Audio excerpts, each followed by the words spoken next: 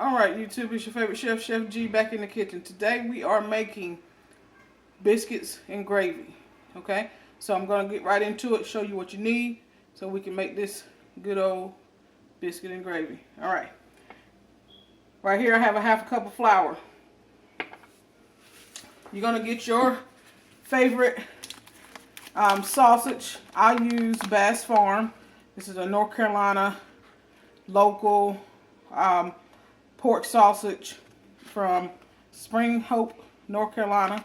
Very good. They have a mild version as well. They make the links and as well the patties. So we're going to use this mild Bass Farm country style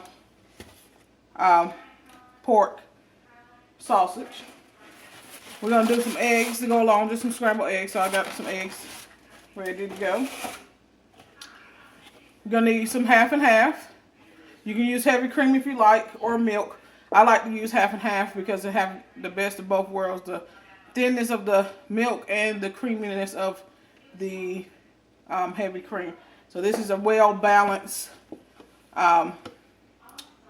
milk or a dairy product. Okay, and I like to use this in my macaroni and cheese and stuff like that as well. Okay, seasonings: black pepper. We're gonna use a little bit of salt. I'm gonna throw a little garlic powder in there, and a couple of shakes of the crushed red pepper. And of course, I'm not making homemade biscuits today, but you can. Maybe on another time, because I'm just trying to get something done really quick to eat. Okay, so I'm just gonna use a canned biscuit because that's my business, and Tabitha Brown says so. Okay, right? But it's gonna be good nevertheless. But if you want to do homemade biscuits, maybe I'll do a video with some homemade biscuits on another time. But don't forget to like, comment, subscribe to this channel. Okay, we're gonna get right into cooking our sausage. I'm gonna take you over to the stove and we're gonna start browning our sausage up so we can get that ready for. Oh, and one last thing, I have 2 tablespoons of butter that I'm gonna be using as well. Okay, so let's get to the stove. All right, so we have our pan nice and hot. We're gonna go ahead and throw in our sausage. Get that browned up and make it into smallest pieces as you can.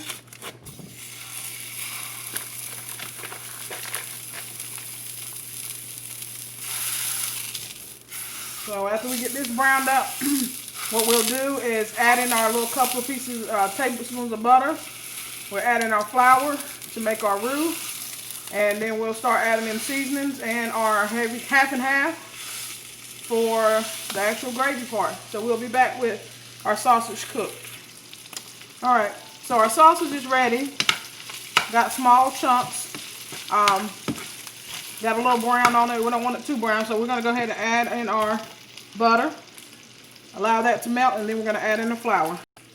Alright, our butter is almost melted. We're going to get ready to add in our flour.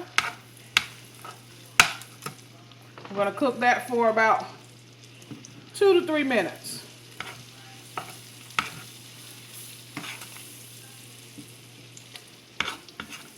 Okay, as you add in the flour, make sure you give it a little stir. We did not drain our sausage because we want to use that grease for our roux. We're going to let that cook for about 2 minutes.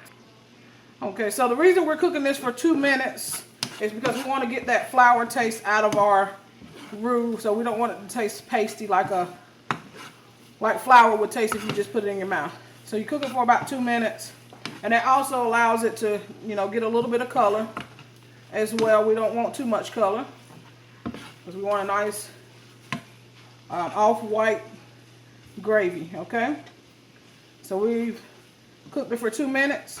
We're going to start adding in our half and half until we reach the consistency of nappe.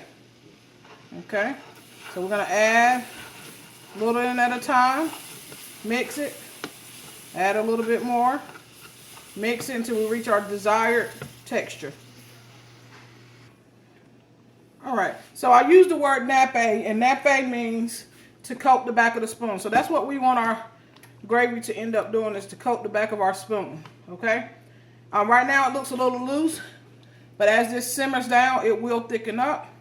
And the word nappe is spelled N-A-P-P-E with the asterisk over the E. Okay, it's a culinary term. So we're going to allow this to simmer down, thicken up, But before we do, we're going to add in our seasonings.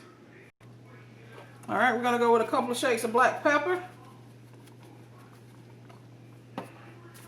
Just a little bit of salt, not too much because the sausage has salt in it, as well as some other herbs and spices. But we're going to add a little bit of garlic powder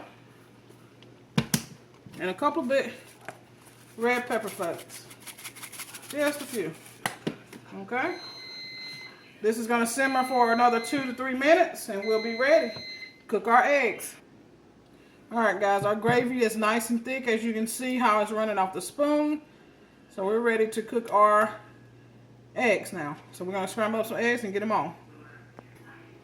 Alright, we're melting down some butter. I like to put my eggs in when my butter is just about melted, about like that. I'll go ahead and pour in my eggs. And as soon as you see them start to bubble around the edges, when you're going to do your scrape to the middle or to one side so the eggs can run over to the other side where you scrape from to finish cooking. Okay, this cooking your eggs on a medium heat will allow your eggs to come out nice and yellow, but also mixing them correctly will have them come out nice and yellow and fluffy. Okay, so my eggs are starting to bubble, so I'm going to pull my eggs to one side. You can see right here where the egg is cooked, and then once it starts to cook again, I'll move it to the other side, and I'll just keep doing this until my egg is fully cooked. When my egg is about 75% done, I'll add my seasonings, just some simple salt and pepper. If you wanted to add cheese at that time, you can add cheese. I'm not going to add cheese to mine, just a little bit of salt and pepper. Okay? So we're going to finish cooking these and I'll be ready to plate up our food. Alright, so we're about 75% ready. So I'm going to add a little salt and pepper. Some people season before when they're beating their eggs. I like to season about 75% into cooking my eggs. Okay? Alright, so I'm going to finish cooking that and we'll be back with our final plate.